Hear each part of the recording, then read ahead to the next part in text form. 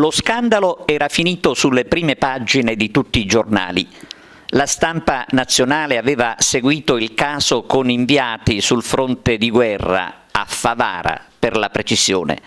I TG nazionali si sono quasi sbizzarriti raccontando di una provincia, quella di Agrigento, alle prese con i soliti furbi.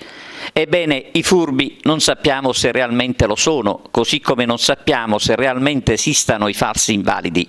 Ci sono stati arresti e denunce. Fatto sta che, come è giusto che sia, fino a quando non viene emessa una sentenza, ognuno è da ritenersi non colpevole, proprio come nel caso della famigerata legge 104, creata per agevolare gli aventi diritto e finita invece nell'occhio del ciclone, con i presunti responsabili in attesa ancora di giudizio.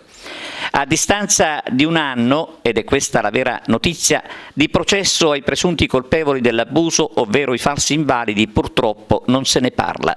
Tutto fermo, insomma, in attesa di chiarire anzitutto chi deve presiedere il collegio giudicante e poi scegliere i giudici, dei quali una è andata in maternità. E non ci sarebbe, a quanto pare, nemmeno la certezza che le notifiche siano state eseguite regolarmente.